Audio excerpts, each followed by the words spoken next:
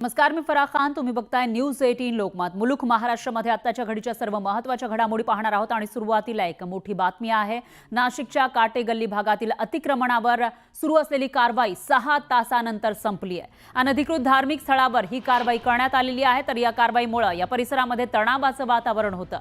कारवाई संपली असली तरी पोलिसांचा मोठा बंदोबस्त कायम आहे, कारण तणावाचं वातावरण या ठिकाणी पाहायला मिळतं. इथं अनधिकृत धार्मिक स्थळ होतं आणि त्याच्यावर कारवाई करण्यात आली आहे. तब्बल 6 तास ही कारवाई चाललेली आहे. दरम्यान या पार्श्वभूमीवर परिसरामध्ये तणावाचं वातावरण असल्यानं ही कारवाई संपली असली तरी देखील पोलिसांचा बंदोबस्त तैनात असल्याची माहिती आहे.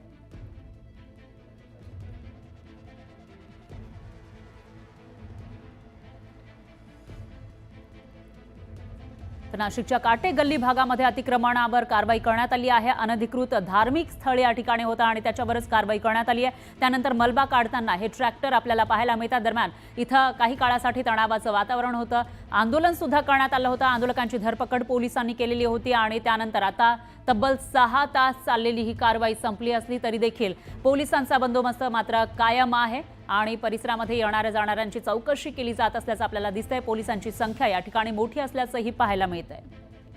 दरम्यान या विषयी अधिक माहितीसाठी आपले प्रतिनिधी लक्ष्मण घाटोळ हे आपल्यासोबत जोडले गेलेले आहेत. लक्ष्मण, काय सांगाल? 6 तास ही कारवाई चालली आहे आणि आता कारवाई संपली असली तरी देखील मोठा बंदोबस्त पोलिसांचा असल्याचं कळतंय. सध्या काय स्थिती आहे? गेल्या 6 तासापासून ही कारवाई सुरू होती. या कारवाईनंतर देवयानी फरांदे असतील आणि इतर पदाधिकारी यांनी आता पोलीस आयुक्तांची भेट घेतलेली आहे आणि पोलीस आयुक्तांची भेट घेतल्यानंतर ते आता देवयानी फरांदे बाहेर आलेले आहेत. त्या माध्यमांशी बोलत आहे. नेमकं या बैठकीत काय झालं हे ते सांगते. आपण थेट जाऊयात.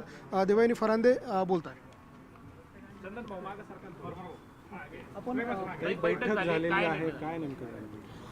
बैठक झाली महानगरपालिकेचे आयुक्त आणि पोलीस आयुक्तांची. त्या भागातले सगळे नागरिक जे होते ते देखील होती. त्यांच्याकडचे कागदपत्र जी होती ती देखील सर्व त्यांना दाखवण्यात आलेली आहे. परंतु आम्हाला आता असं कळलं महानगरपालिकेकडनं की ती जी जागा जी आहे मजार, ती जागा वफने त्याच्यावरती 2024मध्ये दावा केलेला आहे आणि त्या भागातील नागरिक ज्यांचीही ओपन स्पेस आहे, वफची त्यांना नोटीस नसल्याकारणाने नागरिकांना त्याची माहिती नाही आहे. परंतु महानगरपालिकेला जी नोटीस जी आहे ती 2024मध्ये मिळालेली आहे आणि त्याची सुनावणी जी आहे ती 3 तारखेला आहे येता आणि 3 मार्चला ही सुनावणी झाल्यानंतर जे आहे त्याच्यावरती महानगरपालिका त्यांचं म्हणणं मांडणार आहे. 7/12वरती आज ते जागेवरती नाशिक महानगरपालिकेचं नाव आहे. 98 साली त्या जागा मालकाने तिथल्या डेव्हलपमेंट करत असताना करारनामा करून ही जागा जी आहे ही महानगरपालिकेकडे वर्ग केलेली आहे.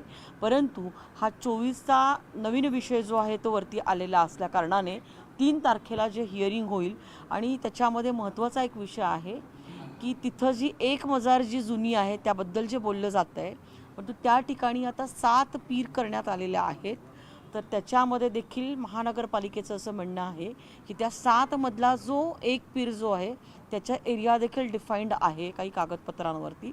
तो जो एरिया जो आहे तो कुठला आहे एक्झॅक्टली तो आम्ही आमच्या सर्वेअरला बोलून आणि त्या समाजातील काही धर्मगुरूंना बोलून आम्ही तो डिफाईंड करणार आणि ते डिफाईंड केल्यानंतर त्याच्यावरती आम्ही पुढची कारवाई करणार, निश्चित करणार. अशा पद्धतीचं आम्हाला आश्वासन. पुढची कारवाई म्हणजे जे उरलेले 6 जे पीर त्या ठिकाणी अधिकचे बांधण्यात आलेले जे आहेत, हे पीर जे आहेत हे नाशिक महानगरपालिकेकडून काढण्यात येतील किंवा त्या समाजाने स्वतःहून काढून द्या. आंदोलकांची आता पुढची भूमिका काय आहे?